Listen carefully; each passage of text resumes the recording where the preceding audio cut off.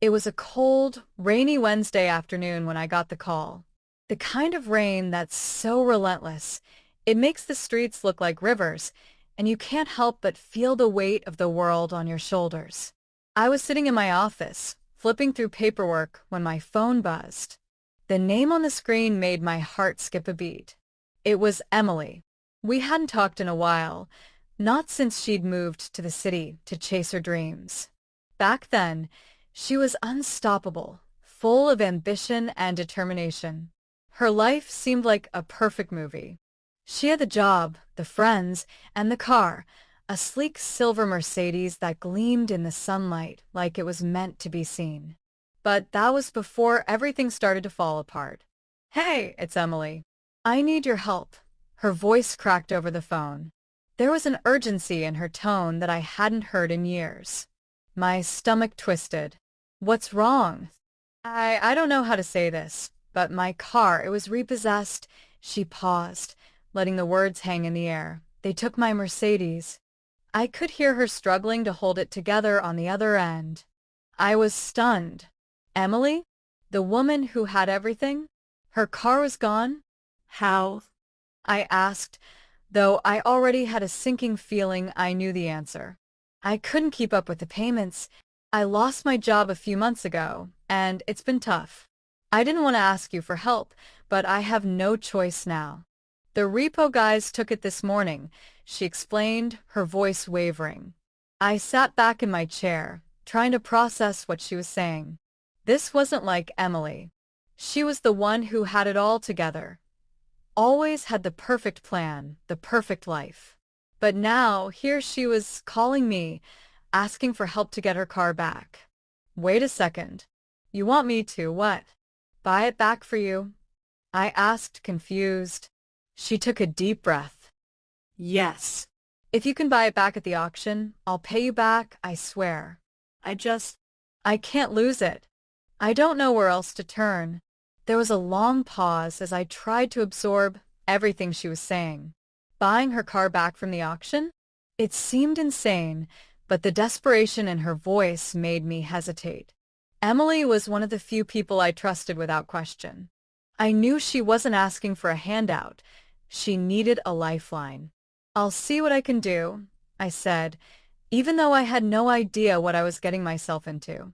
The call ended, and I sat there staring at my phone, feeling a weight pressing down on me. What had happened to her? How had things gotten so bad, so quickly? I wasn't sure, but I knew one thing for sure. This was just the beginning. The next morning, I found myself standing in a crowded warehouse, surrounded by people who seemed to be more interested in the spectacle of the auction than the actual cars on display. The air was thick with the scent of grease and old leather, and the chatter of bidders filled the space. I was out of my element. This wasn't a world I knew. I had never been to a car auction before, let alone tried to buy back someone's repossessed vehicle. But for Emily, I was willing to try. I didn't know why I felt so compelled to help her. Maybe it was the memories of our late-night talks, or the fact that I had always admired her strength. Seeing her struggle now, so vulnerable and uncertain, felt wrong. "Lot number 62, a man's voice boomed from the front of the room, snapping me out of my thoughts. A 2018 Mercedes-Benz S-Class. In excellent condition.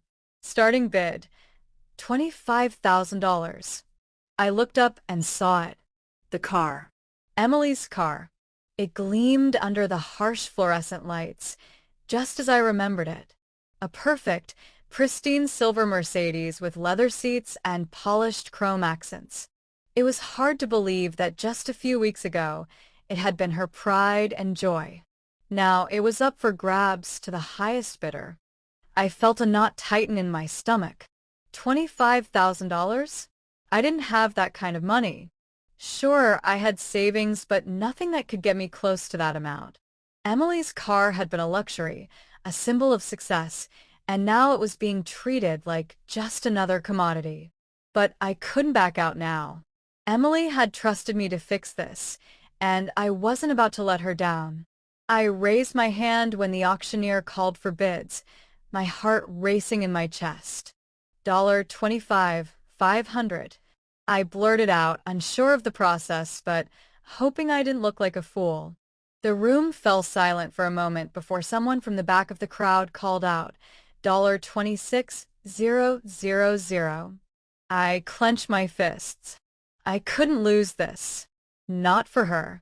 $27,000. I shouted, more confident this time. The auctioneer nodded. We've got $27,000. Any other bids? I scanned the room, feeling the tension rise. The minutes dragged on, each second pulling me deeper into a strange sense of panic.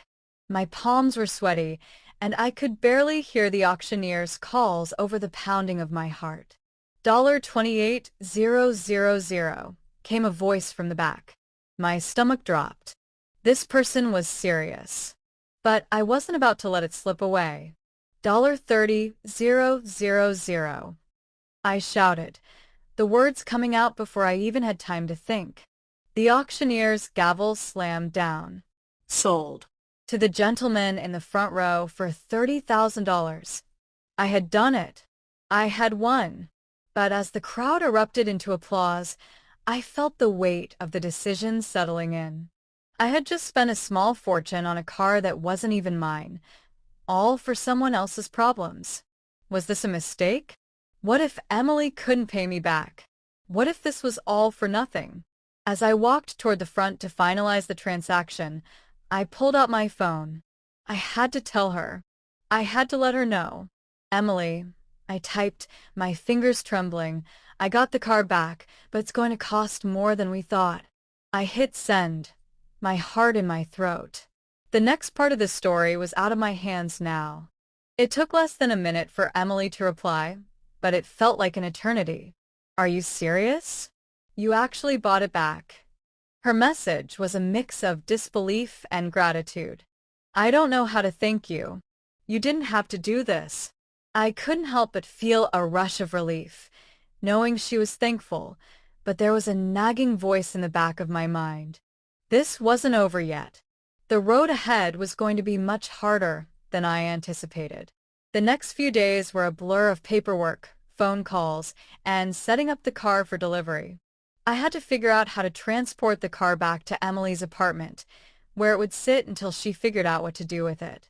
But with each step, the reality of the situation became clearer.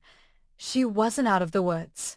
I met Emily outside her building, where she stood by the sidewalk, eyes wide with a mixture of awe and worry. The car gleamed under the sun, but it wasn't just the Mercedes that caught her attention. It was the price. $30,000, she whispered, touching the hood of the car with trembling fingers. I can't believe you did this for me. Don't mention it, I said, trying to push the weight off my shoulders. But Emily, you need to know, this isn't over. The money's still an issue. You need to start thinking about how you're going to pay me back. She nodded slowly, but I could tell she wasn't really hearing me. I knew the situation was bad, but I didn't realize how bad until I saw the way she avoided looking me in the eye.